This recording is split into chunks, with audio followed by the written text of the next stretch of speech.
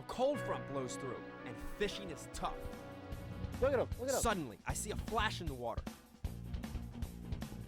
What is that?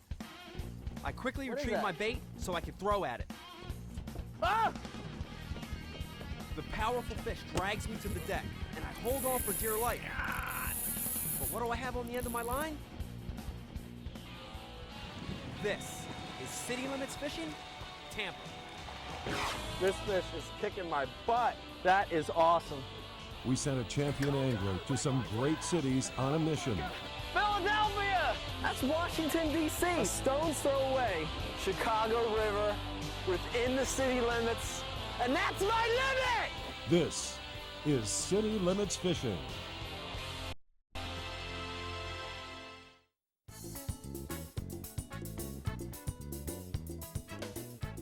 This is Tampa Bay, Florida, a huge metropolitan area where fun in the sun is a way of life for its nearly 3 million permanent residents. Its mild climate also makes it a favorite winter home for snowbirds. I'm coming from the cold environment of New Jersey where it's snow and 30 degrees. Tampa, St. Petersburg, and Clearwater collectively comprise the metropolitan area known as Tampa Bay. There's awesome inshore fishing in the bays and rivers, and great offshore fishing in the Gulf of Mexico. The fishing here is good pretty much all year round because of the climate. I've got some real lightweight pants on. I've got just a t-shirt and just a real light sweatshirt, and I'm thinking, this is gonna be a dynamite shoot for weather. Just south of downtown Tampa is Davis Island. The boat ramp is on the southern portion of the island. We're greeted by 40-degree temperatures and a stiff wind. You know, it feels like Jersey, and the wind's blowing, and that's making it even chillier. So, absolutely, it's not looking like a typical Florida day. Chuck Rogers is a guide who's fished these waters for years. So those fish are looking for that constant temperature. So they move up into these river mouths and they get around this structure up here in the city. Our challenge is to catch a limit of 1 redfish, 1 snook, and 5 speckled trout in 6 hours within the city limits of Tampa. The clock is counting down as we head north up the Hillsborough River bypass channel past the ships, factories, and docks. We stop at a jetty in front of some condos. We're going to try to ease down the rocks as quiet as possible so as not to spook the fish. What do I need to do with this bait? How should I work it? Just lay it up in there right on the rocks and just bring it out slow. And don't be scared to get on the bottom because they're going to be laying on the bottom. Okay. I'm not a huge saltwater fisherman, so I'm going a lot on the advice of Chuck. I got 3/8 head on. You think that's too heavy? No, you should be all right. Worked on that rock. Little trough there.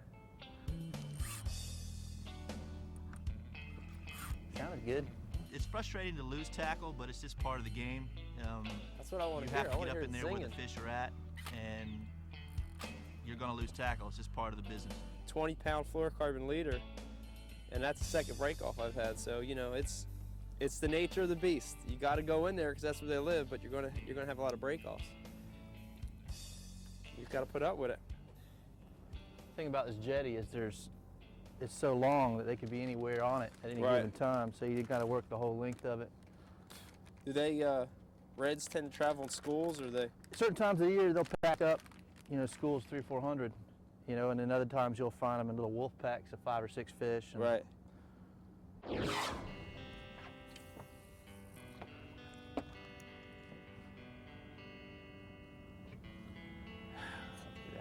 fishy, fishy, fishy, fishy. Not again. Oh, another swing and a miss right there. Good bite. Yeah. The typical scenario is I'm casting the bait, drifting it down the rocks, get snagged, break off. Every time I break off, I've got to reel it in, I've got to put a new leader on, I've got to put a new jig head on, I've got to thread the bait on there, I make a cast again. I fish it, I get snagged. This is happening over and over. And I got to tell you, it's frustrating. We drift down the jetty, then motor back upstream to make another pass. The wind is out of the northeast, so it's helping our drift, but it's making me cold and uncomfortable. I look down and I kind of have this numb, stingy feeling in my toes, and I realized that I put flip-flops on in the morning, and I'm a little cold. And I'm thinking, this guy must be from up north. There's just no way in heck that I'd have flip-flops on. I look over at Chuck, and he's a little bit more dressed. I got thermal booties and long underwear on. I mean, come on, the guy lives in Tampa, and he's putting on thermal underwear. It doesn't make sense. It's cold, and I don't deal with cold well. You know, here's me from Jersey, dressed like a Floridian, and he's from Florida, and he's dressed like he's from New Jersey. So, but he, I think, definitely was a little bit more dialed that it was going to be a cold morning. Come on. Let it sit on the bottom and see if they'll pick it up off the bottom. There you go. You got it again. Set the hook. Good fish. First fish of the day. The spinning rod's bent. Pulling a little bit of drag. I'm fighting it. Yeah, a little redfish. I get it closer to the boat. I look down. I see that classic color of a redfish. Flip him on board. That's just like a bass right there. Look at that thing. First fish of the day in the boat, and I'm stoked. Look at my watch here. We're like 15 minutes into the day, and you catch one that quick. Even though it's not a big one, it's a good feeling, you know? Yeah, he's close. He's right. They got to be 18 keep. Well, he's probably 16. Yeah, that's a pretty fish. Definitely not a keeper, but that's a pretty fish. Look at Yeah, the he's color got on good that color. thing. He's healthy. Look at that spot on the tail. It's definitely not a largemouth, but it was a good fight. But automatically in my mind, I'm thinking, it's going to be a great day. We're going to catch him. Was that on that copper color? Yeah, that's a new penny. Try to get that cast exactly back to where I had that fish.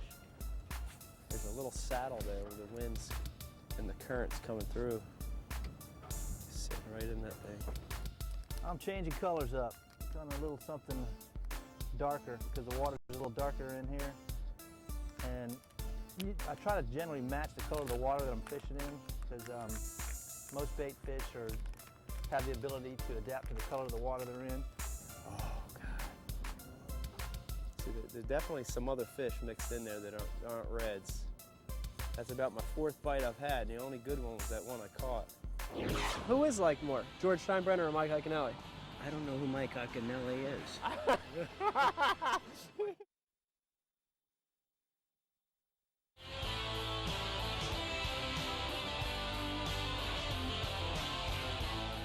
Chuck Rogers and I are fishing in Tampa, Florida. Get out. We just started out, and we're already on the fish. Blue's real Fishing is like a pronounced. puzzle, and we've got this one figured out very early in the day. The key is we're getting bit where there are breaks in the wall. And it's actually funneling the current a little bit more. So you've got current washing down the face of it, but also you've got current coming in through these little breaks in the wall through the saddles. So it's making a funnel, and that's the perfect kind of area where these fish will stack up. There he is. What was that on? Which one? One of those electric color, those funky chicken, green and copper. Same one you were using. This isn't the kind of fish that he could pull in real easy, so he's taking his time with this fish. He's fighting it. That's a little better. A little thicker than that last one. It's a good looking fish. He lifts it in, and this is a keeper red. Right on the rocks, was it out a little bit? He was off about 10 feet off the rock. Good looking fish. Look at the tail. Look at the blue in his tail right there. Yep. Older they get, they lose that color. So within a span of a couple minutes, we've got 2 reds in the boat, a non-keeper and a keeper. We're well on our way to catching our limits. The one spotter. I get snagged again, so we both have to retie. I pitched it in the same area like 3 times, and 3 different times I got a bite and missed a fish. Swing and a miss. I'm thinking to myself, what's down there? Are these small redfish, or is there some other fish that's just chewing on my bait? And then right after that, he hooks up again. He hit like a little fella. Got mad, I talked about him. And I mean, this time, I thought he was snagged. The rod wasn't even bending, it was fighting so hard. He must have swam right at the boat after he ate, because he didn't feel like much when he hit. And this fish absolutely was a giant. We knew it. You know, in our minds, we're hoping it's a giant red. Maybe it's a big snook. We're not sure what it is. It was not a big old catfish.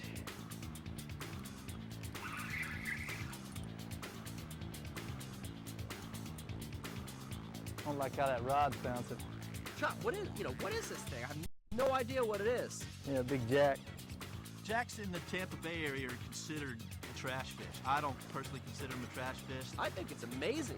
You know, I think it's a stellar fish. I'm thinking this is an awesome game fish. You know, why isn't this part of our limit? I don't care if it's junk fish. I'm thinking I'd love to have a fight like that. We make a few more drifts, constantly changing baits, and constantly getting hung up. I could see Mike was getting a little frustrated after he got hung up for about the 10th time. I am beside myself in the fact that I keep breaking off so much. And so I am getting a little quiet just because I'm frustrated. Chuck senses that. I told Mike to step back, take a deep breath, and just remember we're fishing. You know, he tells me to keep my head up. Honestly, it gave me a little bit of motivation. He made me a little bit more pumped up. I know that we've got a long day ahead of us, and I know that my fish is not over. We're still getting bit, but we aren't hooking any fish. These probably aren't the fish we're looking for. These are smaller fish that are biting us. At the same time, we're losing jig after jig after jig. We're really getting down to the wire here on the number of baits we have. It's always tough to leave an active spot, but this is no fun, so we idle to Lighthouse Point. This spot will sometimes hold snook. Points are generally good areas to fish, and a lot of times these redfish and sometimes snook will stack up on these points. There's nothing here, so we move further up the Hillsborough River to Harbor Island, where we see million-dollar homes with huge boat docks. As a bass fisherman, it looks like an awesome place. It looks like the kind of place where fish will get around the pilings, get behind that current break, potentially could be another pattern that we haven't explored. If you were bass fishing and you ran up on all this structure, Man, freak out, it looks good. all these poles. Yeah, it looks awesome. I'm a little concerned about catching our limits now. There's not a whole lot of activity on the water. There's not a lot of mullet jumping. There's not a lot of bait moving. So that tells me that the water has gotten cool enough to where it could shut them down. It's dead. We work the boat docks and get nothing. And I see kind of a small boil on the top, and I go, Yeah, that's a big one. What'd you see? I don't know. It's huge. Look at him, look at him. Oh, this. Go, cast there. What is that? Go ahead and cast.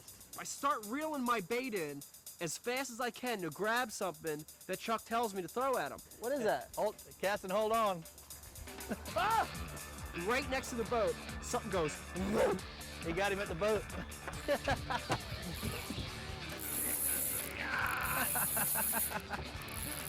I have no idea. You know, is it a fish? Is it a submarine? Is it a freight train? I don't know. Is fishing even a sport? Not in Hyde Park.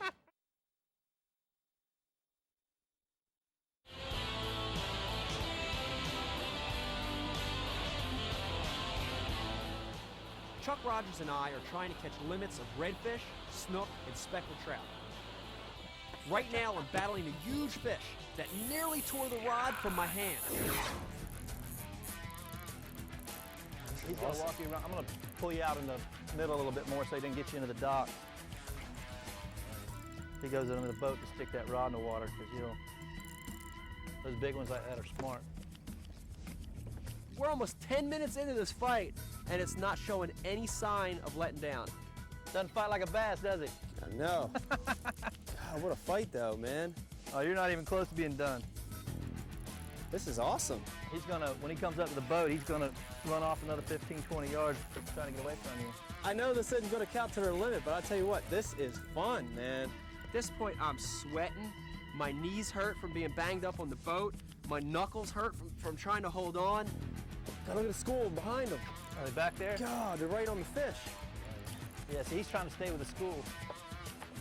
Which way to the school? They're go? right underneath Oh, him. they're underneath him, Yeah, aren't they? yeah, you throw in there. To me, this isn't a junk fish. This is a prize fish. You know, it's all about the fight. And this is one of the best fights I've ever had in my life. Look at that thing. Look at that thing. That's awesome. Look at that! Look at that! Yeah, brother. God, look at that thing. That is awesome. Look at that. What a beautiful fish. Yeah.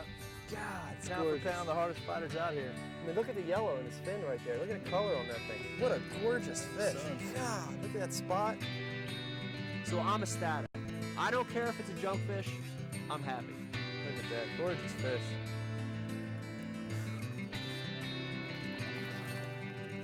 Still fighting. How about that? Man, bro. The jack was fun, but we're running low on time, and we aren't close to having our limits.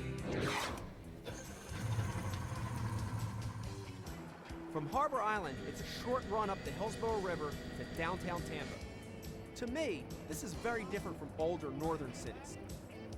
This waterfront has less industry and it's more people friendly, even down to the graffiti.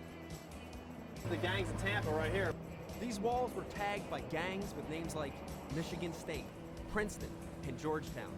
It's friendly graffiti. Instead of gangs in here tagging the walls, we got female rowing teams tagging the walls.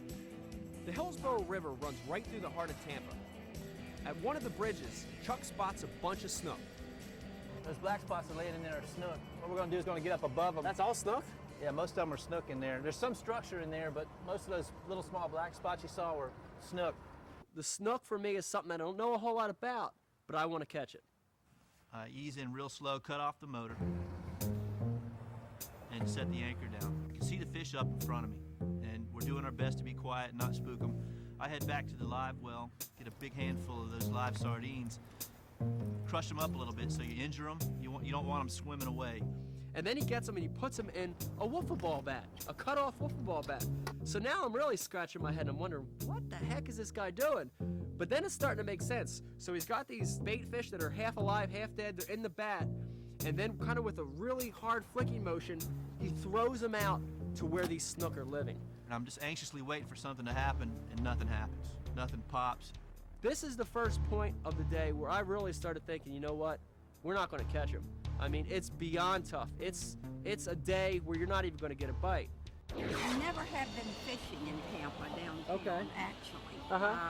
But we have a lot of water around, so surely there are fish out there somewhere. This is Mike. Check out my book, Fishing on the Edge, and you'll learn why I never give up. For more information on clothing, gear, and equipment used on the show, go to MikeIaconelli.com.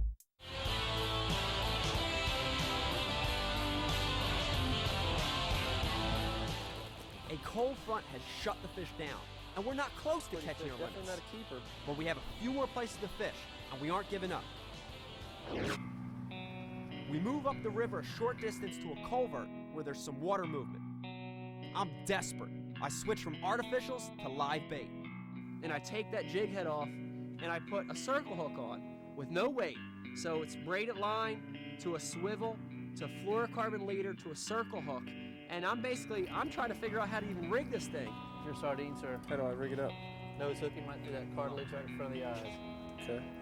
Live sardines are snook candy. Nose hook 'em. It's like a drop shot rig, sorta. Yep. Right through that tough cartilage in the front of the nose. So he flops around. I can't believe we're not hitting live bait, man. It's amazing. Something rolled up there. All that. Looked like the shad was panicking. We grabbed him, smashed his eyes out. It looks like a scene from Evil Dead. I know. His eyes bulged out where that fish grabbed him. We give him one more shot. That's no joke, man. But the snook don't eat the candy, so we make another move. We go to a bend in the river where there's an oyster bar. Fish are everywhere. It's pandemonium on the water. We may be able to catch our limits in one spot in a few casts. Big jacks. Jacks, junk fish, trash fish. Fish that don't even count toward our city limits. I'm a very competitive person. I don't care if there's $5 online, $100,000. I don't care if it's a city limits show and the only thing online is my reputation. But seeing those jacks busting on the water changes everything. Our desire to get our limits is overcome by our urge to have fun. You're so dumb for hicking, man. Oh my God! He didn't miss that one. keep missing it! There he is. You're in trouble now. You asked for it, you got it. It's the most amazing fight I've ever experienced at fishing. The smile never leaving my face. Look at him. Yep. They don't give up, do they? Finally, I get it to the boat. Look at that. Look at that! But this fish is amazing. It's bigger than the other one. Beautiful color. You know, that fish, this jack, the second jack for me, made my trip. These fish, when you get them out of the water, they talk to you. They grunt. What'd you say? Uh-huh. Right. But the fish is grunting at him, and he's grunting back at the fish. Go down that way? For some reds? Okay. Okay, thank you. We run up the river to a few more spots, hoping to catch some reds and snook. We don't get any bites, and we're giving up trying to catch our limits. We have exhausted all our options up in the river. We've fished hard, we've fished strong, and we haven't caught anything. Time is running out, so we run back down the river to a spot near the launching ramp to see if we can at least catch a limit of specks. We make 30, 40 casts a piece, still no fish. You know, at this point, I don't want to say I'm giving up, but it's one of those situations where you know it's not going to happen. I love to fish, and I hate to fail. And on this trip, I failed to catch my limit. I'm supposed to be devastated right now. It's hard for me to feel like that. But to me, a big part of fishing is the fight. And fighting that jack was a life-altering experience. To some, jacks are trash. Catching this one is a memory I will always treasure.